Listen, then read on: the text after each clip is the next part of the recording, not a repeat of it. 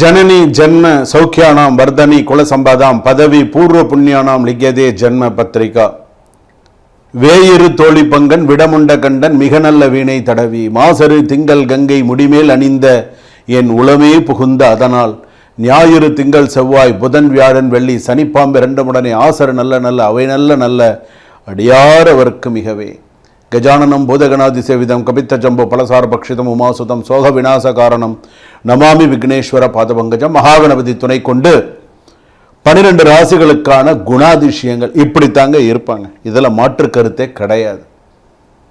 அதை நம்ம பார்க்க போகிறோம். 12 ராசிக்கான குணாதிசயங்கள் எப்படி இருக்கும் அப்படிங்க. இது ரொம்ப முக்கியமான பதிவுங்க. சாதாரண பதிவு இல்லை, ரொம்ப முக்கியமான பதிவு. ஏன்னா ஒரு கணவன் ஒரு மனைவி இருக்காங்க அப்படின்னு சொன்னால் ஒரு குணாதிசயம்னு ஒன்று இருக்கும் இல்லையா. மனைவியுடைய குணம்னு இதுதான், கணவருடைய குணம்னு இதுதான். இப்போ ஒரு இடத்துல வேலைக்கு போகிறோம், ஒரு இடத்துல முதலாளி இருக்காரு, ஒரு இடத்துல தொழிலாளி இருக்காங்க அப்படின்னு சொன்னால் இவங்க 2 பேருக்கு செட் ஆகிடுதுன்னா அவன் 10 வருஷம்ல 20 வருஷம்ல ஒரே இடத்துல வேலை பார்ப்பான். 20 வருஷம் ஆனாலும் ஒரே இடத்துல வேலை பார்ப்பான். முதலாளிக்கு ஜாலரா போட்டு அப்படியே அவனுக்கு அங்கேயே இருந்துருவான். அப்போ அது ஒர்க் அவுட் ஆகுது அப்படின்னு அர்த்தம். 20 வருஷம் ஆனாலும் அங்கேயே இருக்கான்னு பார்த்துக்கோ. 20 வருஷம் 25 வருஷம் வேலை பார்க்கணும், வாட்டுக்கும் வேலை பார்ப்பான். ஒன்றும் சொல்ல முடியாது, வாட்டும் வேலை உண்டு வேலை உண்டு அப்படின்றவங்க. சில பேர் அந்த மாதிரிலாம் இருக்க மாட்டாங்க, பார்த்துருக்கீங்களா? அது மாதிரி ஒவ்வொருத்தருக்கும் ஒரு விஷயம். நான் சமீபத்தில் ஒரு விளம்பரம் ஒன்று பார்த்தேன். என்ன விளம்பரம் பார்த்தேன்னா, ஒரு கம்பெனியில் ஆள் எடுக்கிறாங்க. இப்போ ஒரு கம்பெனியில் ஆள் எடுக்கிறாங்கன்னா எப்படி விளம்பரம் போடுவாங்க?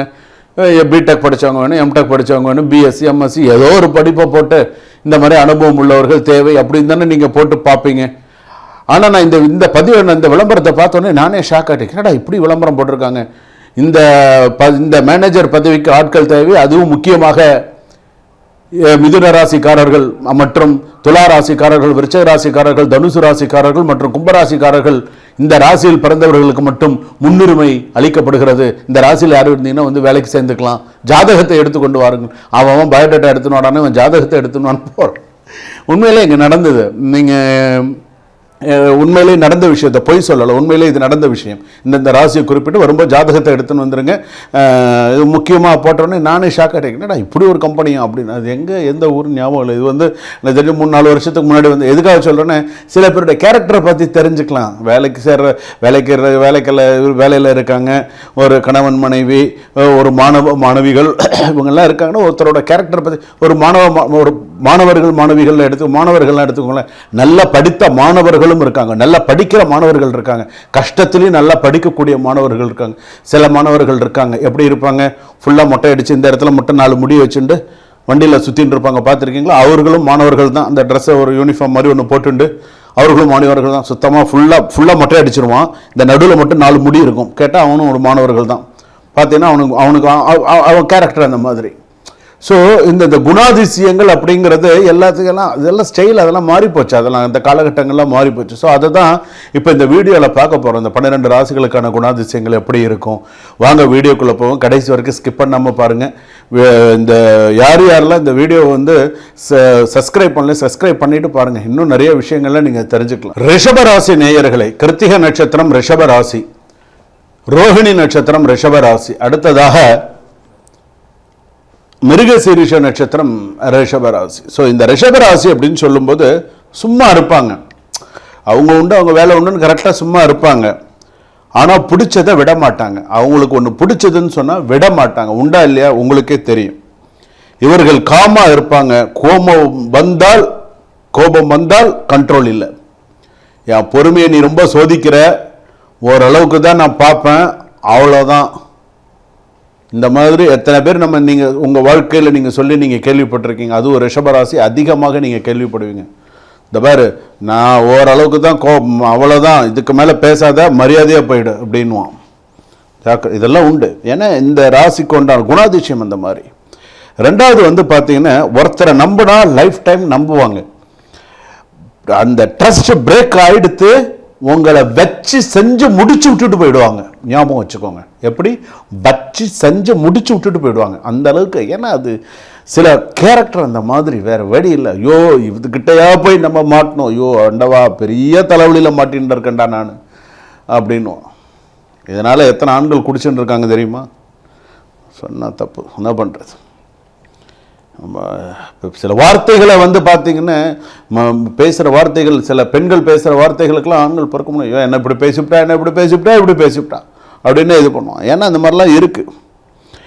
இன்னொன்று வந்து பார்த்தீங்கன்னா பிடிவாதம் அதிகம். ரிஷபராசிக்காரர்கள் பிடிவாதம் தான். போக மாட்டான்னா போக மாட்டான் தான். இப்போ அவன் வீட்டுக்காரர் நல்ல மாதிரி, நீ ஏண்டி அங்கே போய் அதெல்லாம் அவன் கிடக்குறான், அவன் வீட்டில் நான் ஏன் போய் இருக்கணும், அவன் வேணும் இங்கே வந்து இருக்கட்டும்.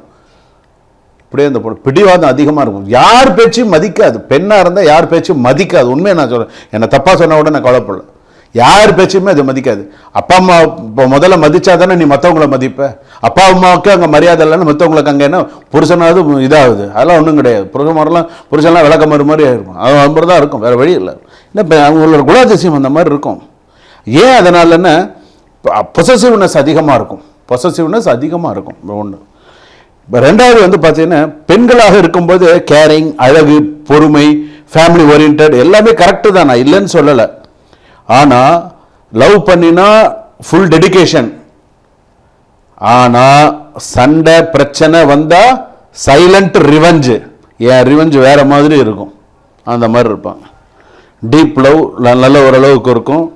ஆனால் நான் உன்னை விட்டுடவே மாட்டேன்டா, உன்னை சின்சியராக லவ் பண்ணுறேன்டாங்கிற மாதிரி தான் இருக்கும். ஆனால் இந்த மாதிரி இருக்கும். ஓவர் பொசிசிவ்னஸ் இருக்கும், ஜெலசி இருக்கும், ஸ்டேபிள் மேரேஜ் இருக்கும், ஓரளவுக்கு எல்லாமே நல்லா இருக்கும். ஆனால் அதெல்லாம் நான் எதுவும் சொல்ல விரும்பல. ஓகே. ஆனால் பணம் ஸ்பெண்ட் பண்ண மாட்டாங்க சில பேர். ஓவராக பணம்லாம் ஸ்பெண்ட் பண்ண மாட்டாங்க. ரொம்ப சிக்கனமாக இருக்கணும், சேர்த்து வச்சுக்கணும் அப்படிங்கிற ஒரு சில தன்மை இருக்கும். ஓவர் சேவிங் உண்டு. பணத்தை சிக்கனமாக செலவு பண்ணணும், சம்பாதிக்கிறது சிக்கனமாக செலவு பண்ணணும் அப்படிங்கிற யாராவது செஞ்சால் ஓகே. பிடிவாதம், பொசசிவ்னஸ், சேஞ்ச் அக்செப்ட் பண்ண மாட்டாங்க. ஒரு சேஞ்சஸ் அக்செப்ட் பண்ணணும்னு பண்ண மாட்டாங்க. பாசிட்டிவான விஷயங்கள் வந்து பேஷன்ஸ், லாயலிட்டி, ஸ்டெபிலிட்டி, ட்ரஸ்ட்டு எல்லாமே உண்டு. ஆனால் இவங்க கிட்ட ஓகேன்னா ஓகே, இல்லைன்னா பர்மனெண்ட் கட்டு தான். பர்மனெண்ட்டாகவே தேவையில்லை அந்த மாதிரி. ஆனால் இவங்களுடைய பிடிவாதம் பல சொந்த பந்தங்களை இழக்கக்கூடிய சூழ்நிலை உருவாகும் கண்டிப்பாக. ஆனால் இது இவங்களுக்கு வந்து ஒரு விஷயம் உங்களுக்கு சொல்லணும்னா, ஒரு சினிமா டைலாக் சொல்லணும்னா, நான் முடிவு பண்ணிட்டா யாராலையும் மாற்ற முடியாது. ஒன்ஸ் நான் முடிவு பண்ணிட்டா யாராலையும் மாற்ற முடியாதுன்னு சொல்லுவாங்களே, அந்த மாதிரி நான் முடிவு பண்ணிட்டா யாராலையும் மாற்ற முடியாது. நான் பிடிச்சதை விட மாட்டேன். ஸோ இதுதான் என் கேரக்டர். நான் இப்படி தான் இருப்பேன். மெதுவாக சென்றால் மேடை கடக்க முடியும். பிடிவாதம் பிடிச்சவனை கடவுள் கூட காப்பாற்ற மாட்டான். பிடிவாதம் பிடிச்சவனை யார் காப்பாற்ற மாட்டான்? கடவுள் கூட காப்பாற்ற மாட்டான். நீ திமிர் எடுத்து போய் நீ இருக்க, உன்னை நான் காப்பாற்றணுமா? உன்னை எத்தனை தடவை சான்ஸ் கொடுத்து உனக்கு எவ்வளோ இது பண்ண, நீ திமிரில் இருந்தால் நீ இருக்க வேண்டியதான் கடைசி வரைக்கும். ஸோ உன் கையில் தான் எல்லாமே இருக்குது. ரிஷபராசிக்காரர்கள் ஸ்லோவாக வருவாங்க, ஆனால் ஸ்ட்ராங்காக நிலைச்சிருப்பாங்க. நல்ல குணாதிசயங்கள்லாம் இருக்குது, ஆனால் நல்ல விஷயங்கள் இருந்து இதெல்லாம் இருக்குது. என்ன பண்ணுறது? இவர்களை மாற்ற முடியாது. இவர்களை புரிஞ்சு கொள்ளணும். இவங்களை மாற்ற முடியாது. ஆனால் என்ன பண்ணாலும் இவங்க இப்படி தான் இருப்பாங்க. இவங்களை மாற்ற முடியாது. இவர்களை நீங்கள் தான் புரிஞ்சுக்கணும். சரி நீ இப்படியா, சரி ரைட் போ, நானும் இப்படியே இருந்துட்டு போகிறேன், அவ்வளோதான். 10 இருந்துட்டு போக வேண்டியதுதான். உன் குணாதிசயம் எப்படியா, சரி ரைட்டு. சிம்பிளாக சொல்லுவாங்களே, சில பேர் சொல்லுவாங்க நாய் வாழை நிமித்த முடியும்னு சொல்லுவாங்க. அவ்வளோதான், மனசை நினச்சி போயிட்டே இருக்க வேண்டியது. ஸோ சில விஷயங்கள் இப்படி தான் இருக்கணும்னு இப்படி தான் இருந்தாகணும், வேறு வழி இல்லை. அட்ஜஸ்ட் பண்ணி தான் போயாகணும்னா அட்ஜஸ்ட் பண்ணி தான் போயாகணும். சரி என்ன பண்ணுறது? எல்லாம் காலம் கடந்து போச்சு, பிள்ளைங்களாம் பெரியவங்களாகிட்டாங்க, நம்ம ஏதோ அப்படியே போக வேண்டியதான். ஏதோ வாழ்க்கை ஓடினா சரி அப்படின்னு இன்னைக்கு இருக்கக்கூடிய காலகட்டங்கள் இப்படி இருக்குது. இதுக்கப்புறம் எப்படி இருக்கணுங்கிறது, இதுக்கப்புறம் வர யங்ஸ்டர்ஸ்லாம் எப்படி இருக்கணும் என்னங்கிறதெல்லாம் இதுக்கப்புறம் இன்னும் நிறைய விஷயங்கள் இருக்குது வாழ்க்கையில் கற்றுக்கிறது. ஸோ உங்களுடைய சுய ஜாதகத்தையும் ஒரு தடவை நீங்கள் பார்த்துக்கலாம். சுபம். வாழ்க வளமுடன்.